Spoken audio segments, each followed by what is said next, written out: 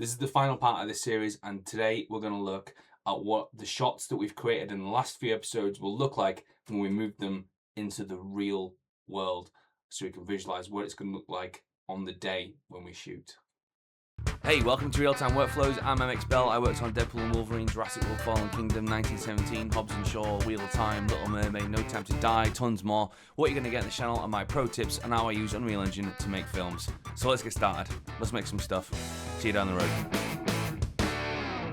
Welcome back to Real Time Workflows. So, it's been a slightly longer series than anticipated. I think it's more like 5 parts now than the original 3, but that's fine. So this is the final part. We looked at the script and we made a shot list in episode 1, and then in the same episode we made a story world for the sequence to live in. Then in episode 2, I showed you a time lapse of me creating the first pass of the shots. In episodes 3 and 4, I created the edit in Unreal Engine as a first pass and then moved it out into Adobe Premiere and created iterative versions so you can see the development of the shots. Now they're happy with the sequence, let's now go back into Unreal Engine and figure out what those shots look like when we actually put them into the real world. The level that I've got open right now is my my story world. So the first thing I'm gonna have to do is come into my scenes, and I'm gonna go to this and I am gonna create now a folder inside here, and I'm going to call it Techvis for lack of a better thing to call it. This is Techvis. It's just a specific kind of Techvis. Usually Techvis is where we take the shot, we add measuring tools and things like that. You can get my Techvis tools from Unreal Engine by joining the mailing list at the link below. But I'm not going to worry about those Techvis tools right now. All I'm worried about is what this looks like when we come to shoot it on the day or night, and how much work we're going to have to do for VFX to get these shots as they are, and then potentially make adjustments to them once we've seen how that develops. So let's take a look. What shots do I want to do? There's a couple of shots that I really like, and I'd be interested in seeing what they look like. I'm not too worried about this because we know that there's not a lot of room for maneuver here, right? This is just a shot of his feet running, so not too worried about that. This one though, I'm going to be interested to see what this looks like, because we can see just over here, and I want to know kind of what we're looking at. This one will be interesting. Let's definitely do this one. That's 170. But let's start with this one. Let's start with him running down this trench, which is shot 10. So I'm going to go to shot 10. I'm going to take the latest version, which is version 4, and I'm going to drag it into here, and I'm going to copy it. And then I'm going to rename that version. So where it says PRV for Previs, I'm going to call it TEV for Techvis. Now I'm going to leave it as version 4, and then I'm also going to add an 01 at the end. So the second number dictates the Techvis version, right? So this is version 4 of the previous shot, but it's a Techvis version 01. That's just because if I need to update this, I still need it to maintain a level of connection to the previous shot from which it came.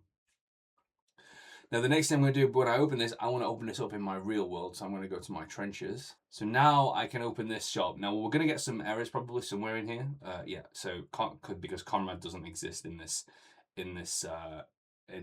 sequence, so I'm going to have to add Conrad to my characters, right? So basically what this is saying is that we've possessed the character in that level that we were just in, and he's no longer in this level. So we need to let Unreal know where to find that asset, that actor. So it's quite simple. We're going to select our characters, and he's an instance of Fritz. So we're going to put Fritz in here. I'm going to set him to 0. And I'm going to come in and I'm going to rename him to be Conrad. And now that we've got a BP Conrad in here, we can now come back to our sequencer and we can say that we want to use assign actor BP Conrad. Okay, and now we can see if we come to our shot, we should now be able to see, now the shot's in a random place, but that's to be expected. We can now see that we've got an actor for our shot, which is good. I set up this shot with movers. As we know, as you'll have seen from other videos, mover will control the location of everything in this shot. So let's just see where we are. So if we bring this up, so we can see over here, here's my mover,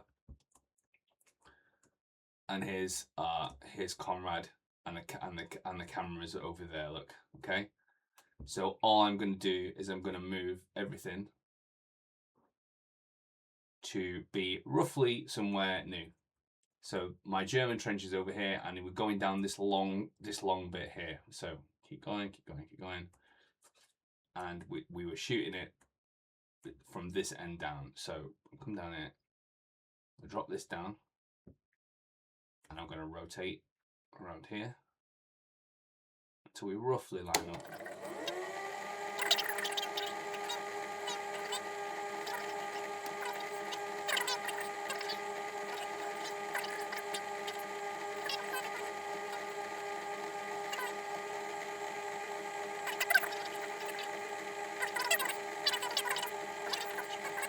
And that is what it will look like on the day. Without extending the set upwards in any way, this is what it will look like. And the most interesting thing here, I think, is how high do we need to build that back wall so that we always see wood and not trees. So you can see here, if we were going to build this up away, see already now, if I built it up that high, then we're getting trees above him, right? So we might do some more of these. We might do, we might put these the whole way down. This kind of stuff, the whole way down. But this back one is probably going to be the one that we see over, and so it's going to be quite important. But then actually we're going to have gas, so you know, maybe it's not a problem. But this to me is looking like we would see trees over this. So I need to either build a blue screen above it or make sure the gas is so thick on the day that we don't see those trees. That's how I would go and change one of these shots and see what it looks like in the day. Let's do one more just so we're clear with the procedure.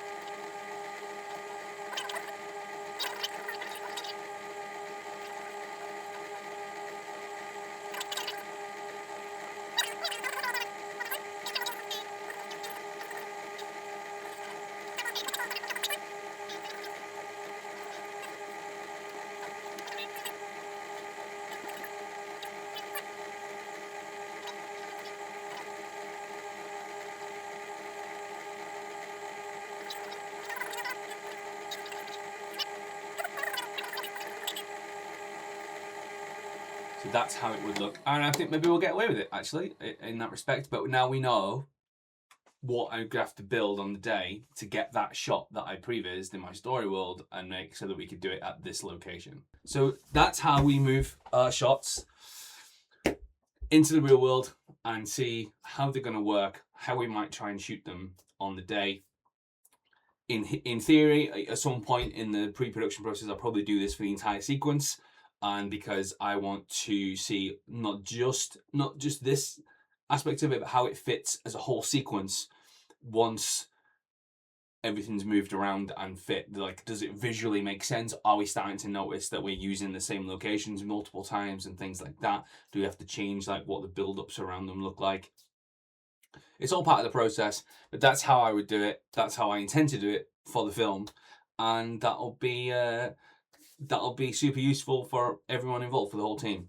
So that's the end of this little series, and that's the end of this year and the first year of Real-Time Workflows. I want to thank everyone for watching, and any questions or anything that you guys want to know about, like, let me know and I'll try and answer the questions.